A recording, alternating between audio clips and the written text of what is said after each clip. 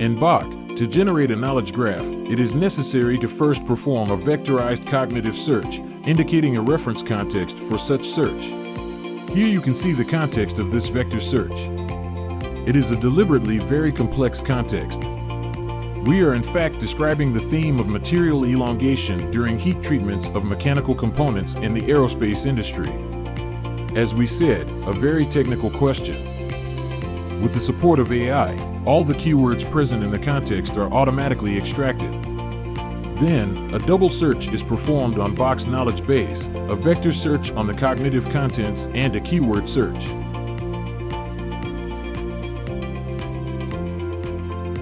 BoK search opens, containing the list of 8+3 documents found. With one click, they are all selected to be analyzed in BoK Graph to generate an infographic representation based on vector ranks. BoK generates a knowledge graph based on the vector distances. Here we see the 11 documents graphically represented. Then all the chunks connected to their respective documents will appear. A chunk is a small portion of text composed of various sentences.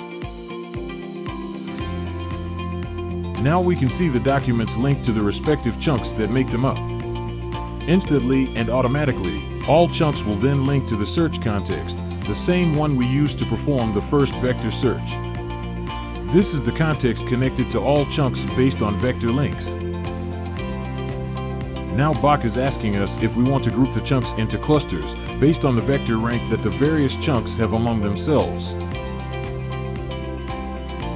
So now we see the cognitive clusters appearing one after the other, which have been calculated based on the vector ranks of the various chunks among themselves. As BoK continues to create the latest clusters, we are asked how we want to order the chunks in the clusters, particularly those in the first cluster, which is cluster 0. This in light green is cluster 0, and here on the right are all the chunks that make up that cluster.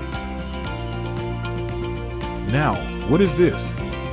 It's not a cluster.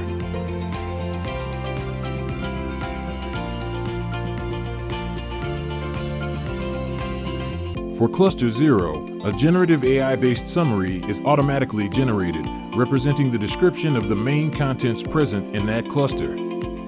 As we can appreciate, this cluster speaks specifically of elongation. Indeed, in the summary it is written that the elongation value of 2" or 4D is particularly highlighted. Another interesting feature generated by AI is that, based on the contents of the summary, a title is also assigned to the cluster. The automatic generation of titles and summaries of all clusters present in the knowledge graph can be done with one click. Now BoK is generating all the titles and summaries requested.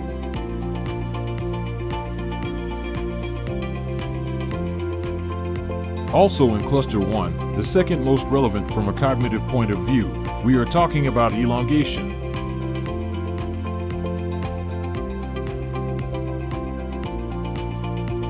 Now let's analyze one of the most powerful features regarding cognitive clusters. In BoK, in fact, there is a full integration with generative AI that is able to allow each user to chat directly with the contents of a document or cluster.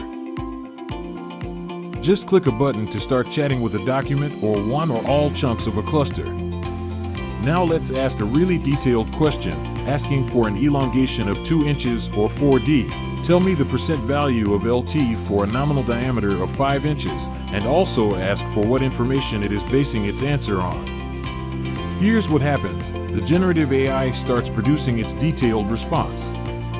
But the most important thing, to ensure a high level of accountability, is that for each response it is possible to know in detail which chunks the AI has based itself on to formulate it.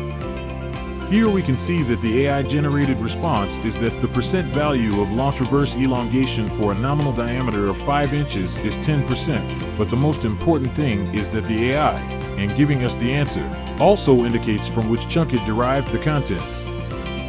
Finally, the links connecting the answer to the chunks that were used to produce the answer are drawn thicker, so as to allow for extremely easy comprehension, with a simple click on the chunk of its respective cognitive content. Now we can appreciate the power of generative AI. It found the right answer, but to get to that answer it had to analyze data presented in tabular form. In that table, To find the right answer, it was necessary to first understand that the measure of 5 inches is within the range of 4 to 6 inches, and that therefore for that range the launch reverse is 10%.